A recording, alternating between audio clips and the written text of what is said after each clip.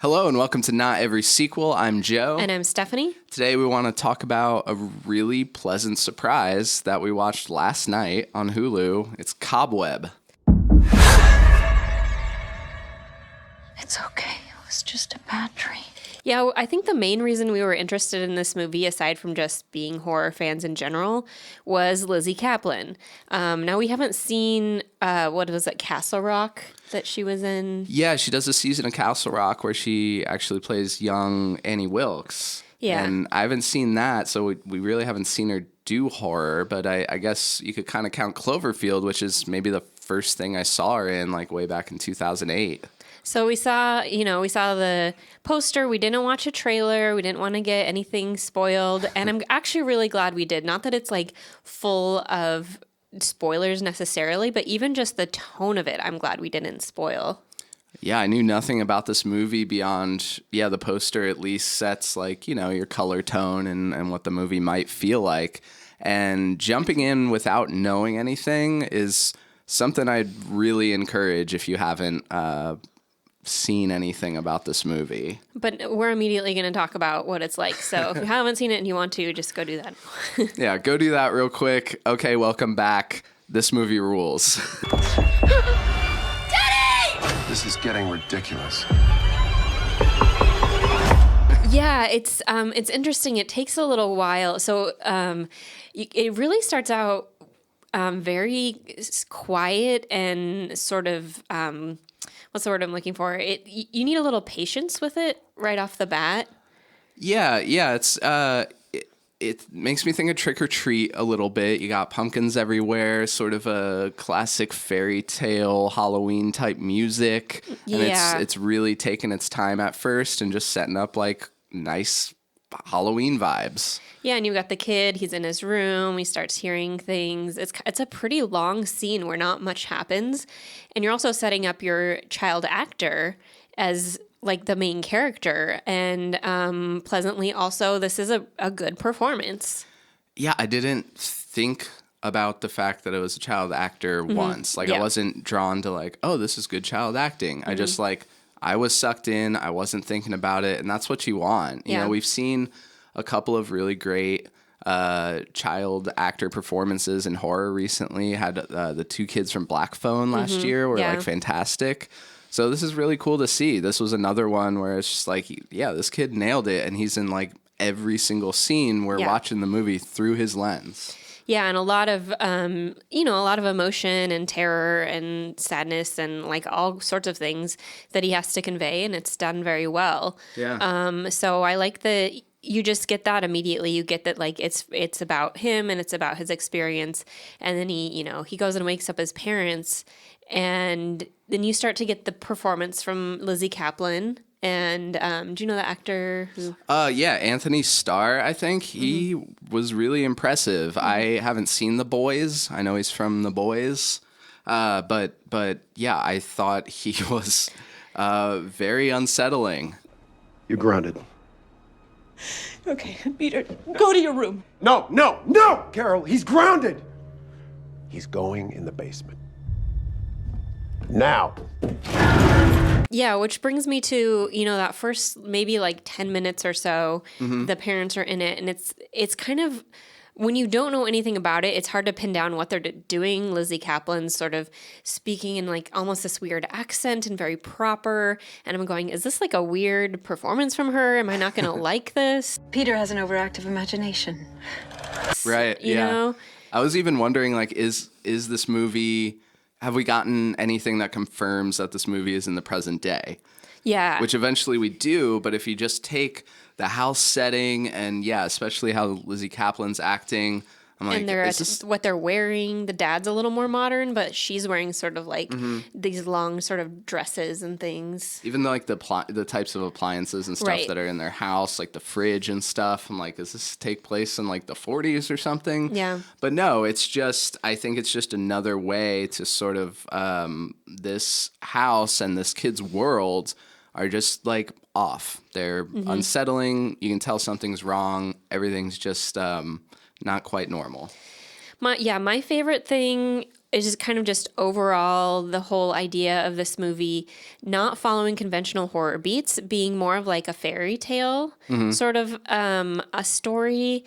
And it's not, there's not a lot of jump scares. There's a little bit of traditional horror imagery that I don't know if the studio sort of shoehorned that in or if that was done on purpose. But even so, when you finally see the creature, like the scary thing in it, sometimes they do the bad CGI. It's kind of like hard to get around it. But other times there's strange, more like, it almost looks a little bit like B-movie level practical effects, which somehow also works really well.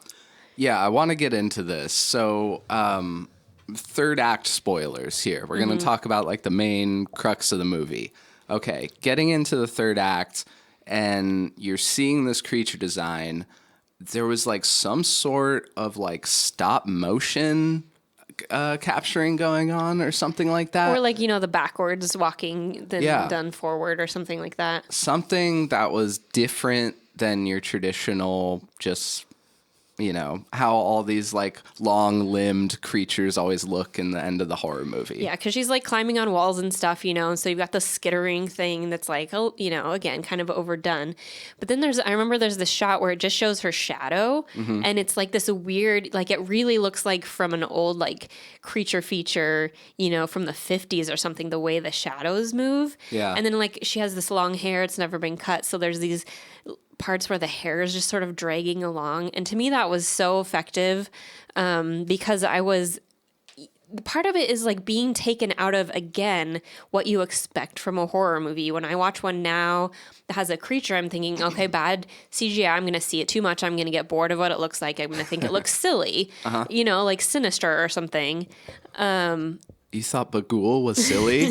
His name's so cool. It's Bagul. That probably brings us to my favorite thing in the movie, which is a major change that happens in the score that just had me like glued to the screen. So more spoilers for plot here. We're going to kind of get into the thick of it. The kid is hearing someone in the walls. It's a person in the walls movie. I mean, that's a very overdone thing in some ways. So it's nice to see someone do it in a way that really works. Yeah. And when, the creature is saying like, I'm your sister, your parents are evil, you need to get rid of them, you need to free me, blah, blah, blah. When all this finally goes down and all you've had score-wise is this sort of like, la la it's la like fairy tale piano sounds, like little tinkly piano sounds. That's all you've got. Nothing modern. Very like you're saying, out of time. When this creature emerges and the door opens, a hand starts to come out, all of a sudden you get this like low bass synth note and like this clap from a drum machine, and it is like, I found it really as unnerving as I found it cool. It was great. As soon as that came in, we both kind of went just like, oh. And it's something that doesn't always get really talked about in horror movies is score. And a lot of it, probably because a lot of scores are really similar to each other and try and be similar to other horror movies so you can signal to people what's happening or whatever. And then the way it goes from fairy tale to like modern at the same time that you get like the bullies coming in the house kind of like charging in with the outside world, like we're not part of your like little weird house out of time. We're like kids who want to beat your son for some reason. I don't know why that was the plan, but it's a movie. It's hyperbolic, whatever. In comes these bullies looking like they're from Hotline Miami. And they come in, and what follows is I'm going to steal an anecdote or a comparison that they were saying on Red Letter Media. Yeah. Is saying that the third act was very Sam Raimi. Yeah. And I totally felt that too. All of a sudden, you're in like a Drag Me to Hell type feel, and these bullies are just getting annihilated by this thing. And after such a slow burn movie, they've really earned their fun. I mean, it's kind of hard, like weird to say it's fun, though I guess we're talking to horror fans, so Yeah, they're of used to that. course. But like, it is very fun. Like the music comes in, you got this creature that's like doesn't care like who these people are, just like I have a chance to like murder some people and shoot it, including a small child. Just Yeah. gets like There's some stuff- taken out. Like, we saw that this was an R rating. We were kind of wondering throughout, like, it's surprising that's an R rating. But I think some of the things that happen towards the end of this movie, including, like, what happens to the parents, what happens to that little Busey kid, like, yeah, is pretty shocking, actually. I guess it kind of earns its R rating in concept. Yeah, just like, no one can ever stop talking about in Doctor Sleep how the kid died. Oh, they never actually kill a kid and it's so brutal. It's like, I mean, this one doesn't show as much, but I think it's up there. Yeah, it is a brutal third act. I'd say this movie is very good, not great. Yeah. That's probably what I'll give it, but my expectations were very low. I hadn't really heard anything. And, we're big horror fans. We follow a lot of horror communities and stuff. And so not hearing this movie talked about and then being so into it when we finally watched it, it was like, yeah, that's what I needed. Yeah. I mean, most I had seen about it was there's actually a lot of like Reddit comments, and I guess this is across platforms. A lot of people saying liked the first half, not the second half, which is baffling to me. Like, I think the most effective thing is that it does make that turn, because otherwise, are you going with it? I love a movie that just suddenly flips into another kind of movie. Yeah. So I'm curious to see what you guys thought about that. Like, what do you think about the third act? We're two people who love Sunshine, for instance. Yeah. I love the fact that all of a sudden it's a slasher movie at the end. That's Yeah. crazy. That's not what I expected. And so those kind of turns like that, I can often be really into. I'm curious if you were into it. And I mean, not to say that like you can just change a movie with no reason, just for the heck of it. This is very earned. It somehow makes complete sense once it starts happening, and it doesn't come out of left field in the way that you're just like, why is it doing this? It's like, oh dang, cool, it's doing this now. Kind of like Cabin in the Woods style, Yeah, that's true. I'm very eager and curious to see what this filmmaker does next. The only thing he had previously, besides shorts and stuff, was I think a horror adjacent show on Netflix that I hadn't seen. So this is someone to keep your eye out for. It's a new talent I'm excited about, and I think all the performances are really, really great. Let us know what you thought of this movie. Is there anything else you want to talk about? Is that it? I just want to say, like, this movie came out for some reason in July, like when Oppenheimer right, and yeah. Barbie were out, Yeah. which does not make any sense. Like, please, executives, call me and tell me why.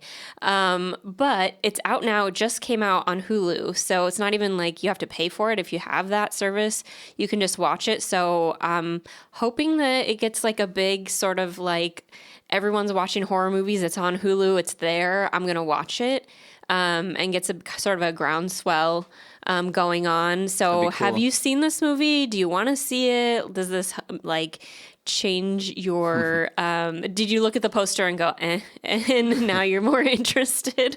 Yeah, this really should have been in theaters now. It would have been very effective, especially with some sort of creative marketing campaign behind it. I think it really could have been like the sleeper hit of Halloween. But at least it's there to watch on streaming. Let us know what you thought. And hey, if you love horror movies, that's all we're talking about here. We're going to be talking about horror almost every day. So stick around. My name is Joe. And I'm Stephanie. This is Not Every Sequel, is what we're calling this channel. And hope you subscribe and let us know what you think. We'll see you next time. Bye. Bye.